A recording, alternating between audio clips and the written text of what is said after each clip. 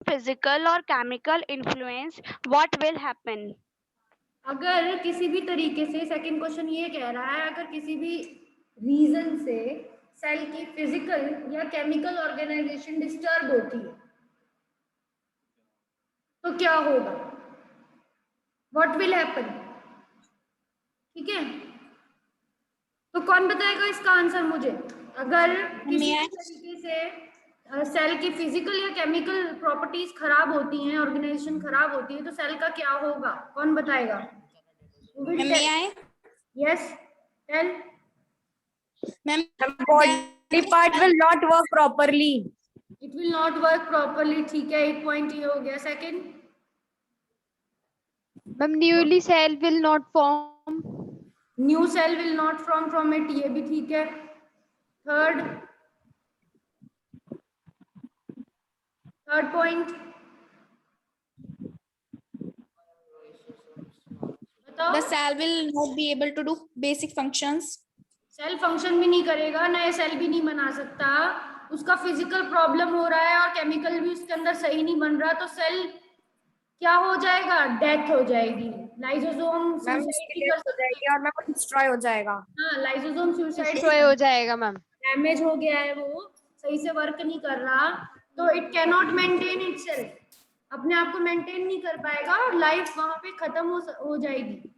ठीक है, कैसा भी फिजिकल डैमेज सेल को होता है, उसकी मेम्ब्रेन डिस्ट्रॉय होती हैं, सेल वॉल्स खराब होती हैं, तो सेल अपने आप को जिंदा नहीं रख सकते हैं, सेल भी खत्म हो जाते हैं। केमिकल प्रॉब्लम हो गई, मान लो उसके अंदर कोई एंजाइम प्रॉपर नहीं बन रही, प्रोटीन प्रॉपर नहीं बन रहा, तो सेल के अंदर एरर्स होने लगते हैं, सेल के अंदर डैमेज होने लगते हैं, तो सेल तब भी क्या हो जाते हैं, डेथ हो जाती है, लाइसोसोम्स को मार देते हैं, तो सेल डेथ हो जाएगी, अल्टीमेटली सेल विल डाई। ठीक है, क्लियर हुआ। Yes ma'am. Yes, ma'am. Yes ma'am. Third point, third point, why are lysosomes known as suicide bags, तो ये हम तो लिख चुके हैं सारे बच्चे, ये वाला आंसर। कोई ऐसा Yes, बच्चा ma'am. है जिसको लाइसोसोम्स का सुसाइड बैग नहीं पता, सिर्फ वो बच्चा मुझे बोले जिसको lysosome as a suicide bag नहीं पता कि इसका क्या मीनिंग होता है। एनीवन कैन टेल मी कि अगर कोई भी आपको प्रॉब्लम होती है ना, तो सबसे पहली ये बात होती है कि जिसको नहीं पता होता वो बताए। अगर आप सच का सामना नहीं कर सकते तो आप सच कभी नहीं जान सकते। ठीक है, तो अगर आप सच का सामना करोगे तभी आप सच को जानोगे। तो अगर आप lysosomes as a suicide bag नहीं जानते, आप मुझे बता सकते हो, पूछ सकते हो, अभी कोई एग्जाम नहीं हो रहा है, ठीक है, चैट में भी लिख सकते हो। अगर आप मुझे ओपनली नहीं पूछना चाहते अनम्यूट होके, तो you can write me in the chat. कोई भी ऐसा बच्चा है जिसको नहीं पता है, इट्स ओके। मुझे भी बहुत सारी चीजें नहीं पता है, तो मैं भी अपने टीचर से अभी तक पूछती हूँ। ठीक है, मैं अभी भी अपने टीचर से पूछती हूँ। तो जो कोई कितना भी बड़ा हो जाए वो पूरा ज्ञानी नहीं हो सकता, क्योंकि उससे कुछ ना कुछ ऐसा बच जाता है जो उसे ना पता हो। तो lysosome as a suicide bag अब वो बच्चा बताएगा जो जानता है, वो सोचता है कि हाँ उसे सही से पता है। वो बच्चा हैंड रेस करके कोई भी एक बच्चा बताए कि लाइसोसोम सुसाइड बैग क्यों कहलाते हैं। Yes Ronik, tell me. Ma'am, lysosomes are known as suicide bags of the cell because they contain lytic enzymes capable of digesting cells and unwanted materials. Very good. जिसको तो लाइसोसोम को suicide bag इसीलिए कहते हैं कि उसके अंदर बहुत सारी लाइटिक एंजाइम्स होती हैं। लाइटिक मतलब डाइजेस्टिव एंजाइम्स दैट जो कैन, मैम चीजों को डाइजेस्ट और मैम ब्रेक डाउन कर देती है, और जब उसमें क्या बोलते हैं ज्यादा हो जाता है वो खुद ही बर्स्ट हो जाती हैं। हाँ, तो जो उसके अंदर कोई फॉरेन मटेरियल आ जाए या सेल अगर डैमेज हो जाए, तो वो चीजों को, उन चीजों को, खराब चीजों को या फॉरेन चीजों को, बाहर से आई हुई चीजों को क्या कर देती हैं, वो एंजाइम ब्रेक कर देती है, तोड़ देती हैं। और अगर सेल भी डैमेज हो रहा है तो लाइसोसोम खुद ही अपने आप को खुद बर्स्ट हो जाती है मैम। एक्सप्लोड कर देगा। खुद ही अपने आप को एक्सप्लोड कर देगा तो वो एक डिस्ट्रक्शन की तरह होगा, जैसे बॉम्ब ब्लास्ट होता है। तो सेल क्या हो जाएगा, सेल खुद ही डाई हो जाएगा। इसीलिए उसे क्या बोलते हैं, सुसाइड बैग कहते हैं। क्या कहते हैं, सुसाइड बैग। Side bag.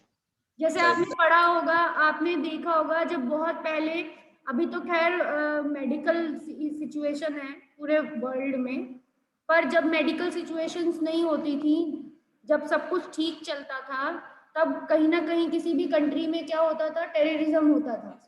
तो टेररिस्ट क्या करते थे, या तो वो वॉर करेंगे, ठीक है, नेशंस के साथ, तो वो खुल के ऐलान करके वॉर करेंगे कि वी आर ऑन वॉर, तो तुम अपने आप को तैयार कर लो और हम इधर से गोली चलाएंगे और तुम उधर से, और फिर देखेंगे कौन जीतेगा। पर अगर वो इस तरह ओपन चैलेंज ना करके टेररिज्म करना चाहते हैं, तो वो क्या करते हैं, वो फिदाई बन जाते हैं, स्लीपर सेल बन जाते हैं, सुसाइड बॉम्बर्स बन जाते हैं। क्या बन जाते हैं, सुसाइड बॉम्बर्स। तो वो साइड बॉम्बर। वो खुद को ही कुर्बान करते हैं और अपने साथ साथ मैम खुद को नुकसान पहुंचा लेते हैं वो लोग वो खुद को अपने नुकसान मिशन को पहुंचा- कंप्लीट करने में। अपनी पूरी ह्यूमैनिटी को, अपने आसपास जितने भी बहुत सारा एरिया होता है, सभी को नुकसान पहुंचा देते हैं। ठीक है, तो इस वजह से ये मैंने एग्जांपल सिर्फ इसीलिए दिया ताकि मैं आपको लाइसोसोम का वर्क बता सकूं कि लाइसोसोम एक ऐसा ऑर्गेनेली है कि वो, उसके अंदर ऐसे डिस्ट्रक्टिव मटेरियल्स, डिस्ट्रक्टिव एंजाइम्स होती हैं जो बाहर की आई हुई कोई भी फॉरेन चीज या फिर सेल के अंदर का अगर कुछ नुकसान हो रहा है तो सेल को ही खत्म कर देता है। क्लियर हो गया होगा आप सबको, ठीक है? Yes Yes, ma'am. yes, ma'am. Now, fourth question है, where are proteins synthesized inside the cell? Ma'am ribosomes. Ma'am, ribosomes. ठीक है, और राइबोसोम्स किधर होते हैं? राइबोसोम्स मैम रफ ईआर में। रफ ईआर पे लगे हुए हो। मैम रफीला। नाउ अब हम इसके नीचे वाला पैराग्राफ देख रहे हैं कि each cell thus acquire its structure and ability to function because of the organization of its membrane and organelles in specific ways. हर सेल का अपना एक ढांचा जो है, अपना जो एक स्ट्रक्चर है, वो उसकी ऑर्गेनाइजेशन और उसका स्ट्रक्चर और उसका जो काम है, वो सेल जो काम कर रहा है वो अपने ऑर्गेनाइजेशन की वजह से, अपनी मेम्ब्रेन्स की वजह से, अपनी ऑर्गेनली की वजह से कर पा रहा है।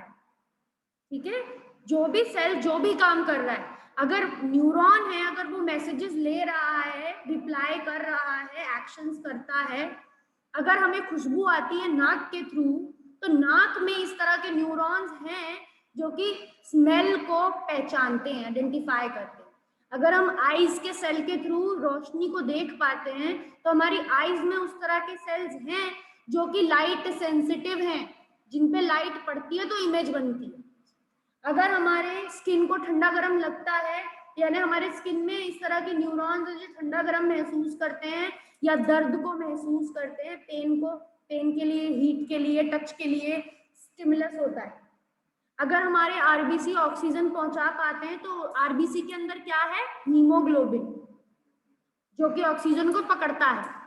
तो कोई, कहने का मतलब ये है कि सेल कोई भी काम तभी कर पाएगा जब उसकी पर्टिकुलर तरह की मेम्ब्रेन सही सलामत होगी, उसके अंदर की ऑर्गेनलीज बिल्कुल ठीक काम कर रही होंगी, तो वो सेल भी अपना काम कर पाएगा, क्योंकि सेल का काम उसकी ऑर्गेनली से ही होता है। ऑर्गेनली नहीं होंगी तो काम कैसे करेगा? सारे काम उसकी ऑर्गेनली ही कर रहे हैं। जब सारी ऑर्गेनली सही काम कर रही है, माइटोकॉन्ड्रिया पावर हाउस की तरह पावर बना रही है, लाइसोसोम वेस्ट को खत्म करते हैं, क्लीनिंग करते हैं, मेम्ब्रेन सेपरेशन देती है, न्यूक्लियस डीएनए डबल करता रहता है। जब सारी ऑर्गेनलीज अपना काम खुद करती हैं, तभी सेल क्या रहता है, फंक्शनल। तभी सेल क्या रहता है, फंक्शनल। सबको क्लियर हो गया ये? Yes, ma'am. Yes ma'am.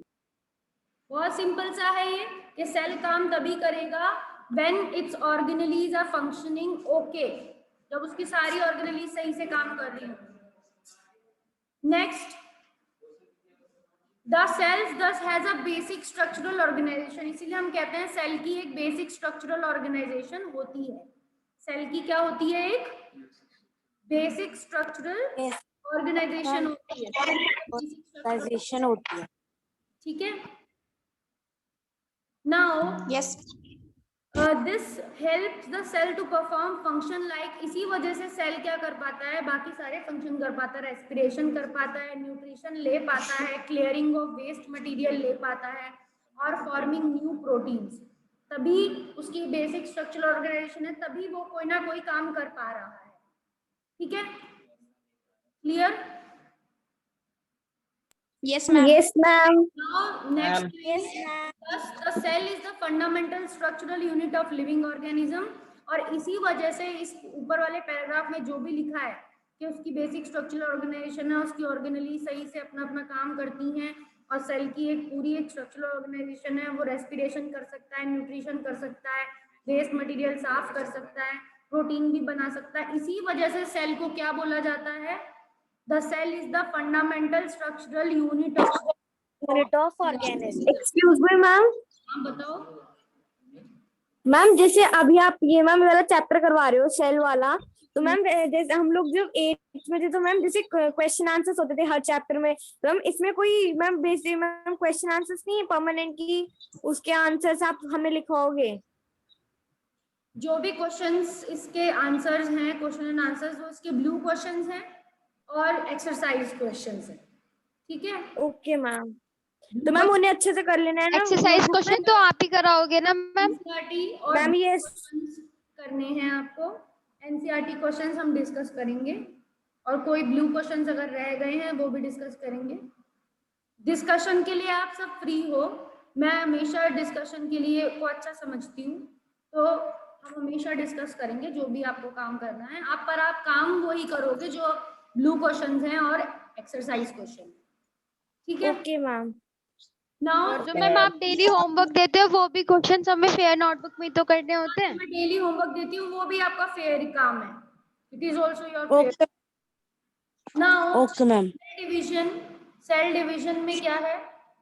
New cells formed in organism is in order to grow sorry, तो नए सेल्स ऑर्गेनिज्म में बनते हैं। किस लिए बनते हैं नए सेल्स ऑर्गेनिज्म में? ग्रो करने के लिए या रिप्लेस करने के लिए ओल्ड सेल को। या तो ऑर्गेनिज्म ग्रो करने के लिए नए सेल बनाएगा, बढ़ने के लिए, ऑर्गेनिज्म में एक नेचुरल प्रोसेस होती है वो बढ़ता है, या तो ऑर्गेनिज्म पुराने को बदलेगा, किससे? नए से। पुराने सेल्स को क्या करेगा? बदल देगा, रिप्लेस कर देगा, मतलब पुराने सेल्स तो खत्म हो जाएंगे और उसकी जगह कौन से सेल्स ले लेंगे? नए सेल्स ले लेंगे। पुराने सेल डेड हो जाएंगे, डेड इंजर्ड सेल्स हो जाएंगे, तो उनको हटा के क्या कर दिया जाएगा? नए सेल्स को न्यू सेल्स बना दिए जाएंगे। तो सेल डिवीजन का रीजन ये है, अगर क्वेश्चन आ जाए what is the reason of cell division, cell division होता ही क्यों है? Why the cell has ability to divide, cell के पास एबिलिटी क्यों है डिवाइड करने की? क्या रीजंस हैं? तो यही रीजन है, growth, repair of old and new cells and replacing of old and dead cells। या फिर एक लास्ट ऑप्शन रह जाता है, सेल्स इसीलिए भी बनेंगे ताकि गैमेट बन सके, रिप्रोडक्शन के लिए क्या बन सके? गैमेट, क्योंकि गैमेट भी एक तरह का सेल है। क्या है? एक तरह का सेल है। There are two main type of cell division। अब दो तरीके के सेल डिवीजन होंगे, माइटोसिस एंड मियोसिस। दो तरीके के सेल डिवीजन होते हैं। There are two types, mitosis cell division and meiosis cell division. तो ये दोनों टर्म्स आपके लिए नई है, एक माइटोसिस और एक meiosis. Clear? The process of cell division by which most of the cell divide for growth is called mitosis. ऐसी प्रोसेस जिससे ज्यादातर सेल डिवाइड होते हैं, ऐसी प्रोसेस जिससे ज्यादातर सेल डिवाइड होते हैं, उसको, उसका नाम क्या है? माइटोसिस है। It is called mitosis. In this process, अब ये माइटोसिस को एक्सप्लेन कर रहे हैं कि एक्चुअली में माइटोसिस क्या होती है, और पहली लाइन ये बोल रही है कि माइटोसिस सबसे जनरल प्रोसेस है, सबसे ज्यादा होने वाली प्रोसेस है, ज्यादातर अमाउंट में जो प्रोसेस होती है वो कौन सी है? माइटोसिस है। Mitosis. Clear? Yes, ma'am. Yes, ma'am. Yes, ma'am. Shagun. Yes, Shagun. Yes, ma'am.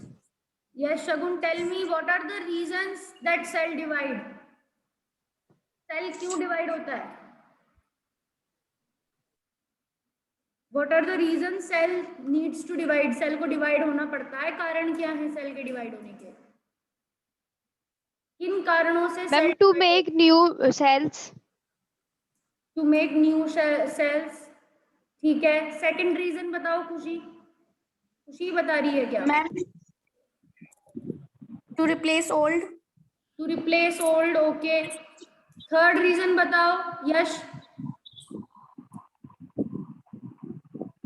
यश, third reason बताओ.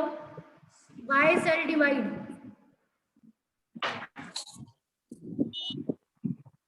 Yes. Ma'am, may I? Ma'am, may I? हाँ प्रिंसी, तुम बताओ. Ma'am, for growth. ग्रोथ के लिए, न्यू सेल्स बनाने के लिए, इंजर्ड सेल्स को रिप्लेस करने के लिए, ओल्ड सेल्स को रिप्लेस करने के लिए. Ma'am, to make new cell gametes for reproduction. हाँ, ये कौन बोल रहा है? Who is telling me? ये किसने दिया रिप्लाई? ये अच्छा रिप्लाई. ये पॉइंट भूल गए थे ना सब बच्चे. किसने बताया? Who told me at the last? किसने बताया लास्ट में? बिकॉज ये भी एक रीजन है. एक सेल डिवीजन का पूरा टाइप ही इसके लिए है कि वो गैमेट बनाता है. मियोसिस. मियोसिस एक ऐसी सेल डिवीजन प्रोसेस है जो क्या बनाती है? गैमेट्स बनाती है. यश ने बताया फॉर ग्रोथ. Very good. तो ये कुछ रीजन है सेल इस वजह से डिवाइड होता है. अब माइटोसिस की शुरुआत हुई. माइटोसिस में बोला सेल जनरली माइटोसिस से ग्रो करता है. Cell divides by mitosis generally. ठीक है. अब नेक्स्ट पेज देखते हैं. We will see the next page. तो नेक्स्ट पेज में क्या दिया हुआ है? What is given in the next page? थोड़ा सा ये ब्लर्ड है.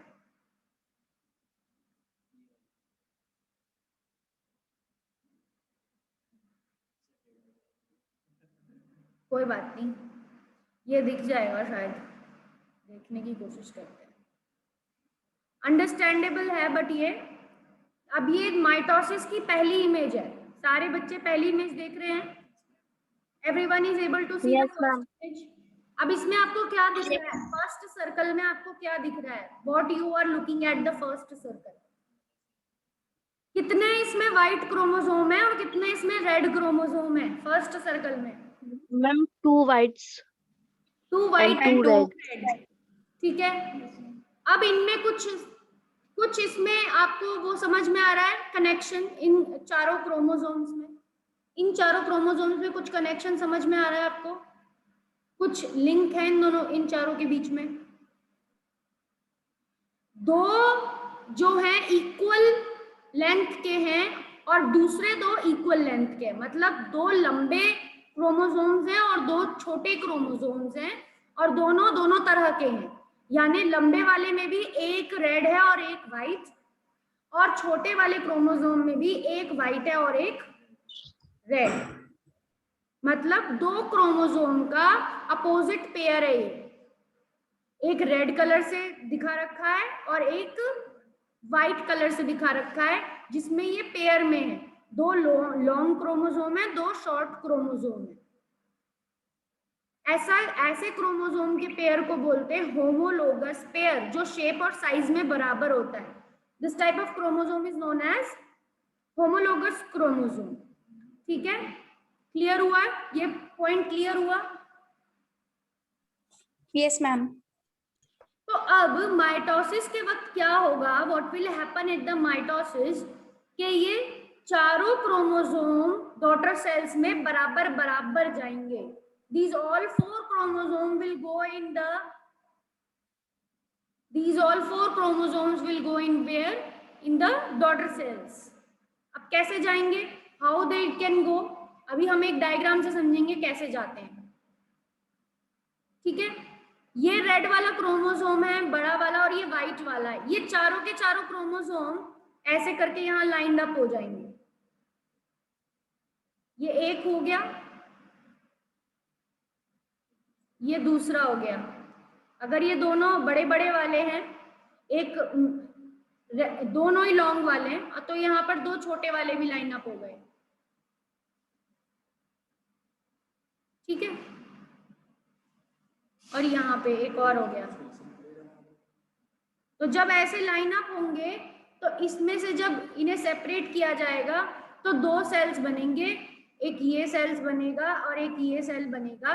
इसमें चारों के एक एक वी कैन से सेट चला जाएगा। ये सेंटर से एक लाइन में अटैच रहेंगे, they will be attach in single line. चारों के चारों एक ही लाइन में आ जाएंगे और चारों को जब डिवाइड किया जाएगा तो इस तरह से डिवाइड किया जाएगा कि दोनों सेल्स में 4 क्रोमोसोम बराबर जाएं, यानी व्हाइट वाले का भी लॉन्ग वाला जाए, व्हाइट वाले का शॉर्ट वाला भी जाए, रेड वाले का भी लॉन्ग वाला जाए और रेड वाले का शॉर्ट वाला भी जाए। एक एक पार्ट, एक एक पीस जाएगा।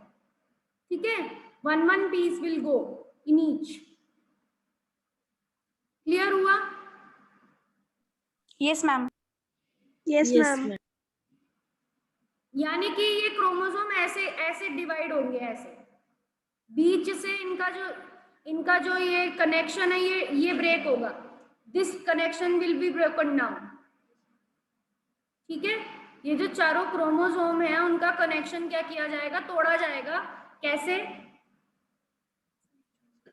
यहाँ से कट करके, ये ऐसे कट होगा, ये दोनों इस तरीके से कट होंगे और ये वाला व्हाइट लंबा वाला क्रोमोसोम ऐसे कट होगा। जब ये ऐसे कट होगा तो व्हाइट के भी कितने बनेंगे? छोटे वाले व्हाइट के कितने बनेंगे? 2। Ma'am, 2. छोटे वाले व्हाइट के भी 2 बनेंगे। लंबे वाले रेड के भी कितने बनेंगे? 2। और इस छोटे वाले रेड के भी कितने बनेंगे? 2। और ये इसके भी मैम 2.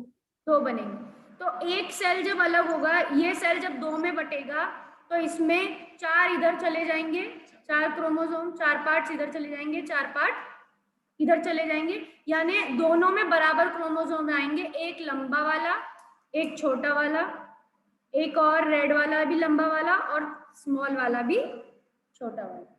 क्लियर हुआ? क्या Yes, बोल ma'am. रही? Yes, ma'am. बराबर बराबर बटेगा। तो माइटोसिस में क्या होगा? माइटोसिस में हमेशा जो डॉटर सेल्स बनते हैं वो कैसे बनते हैं? 2 आइडेंटिकल डॉटर सेल्स। बुक में क्या लिखा हुआ है? Parent cell. ये पेरेंट सेल है, दिस इज पेरेंट सेल जिसमें डिवीजन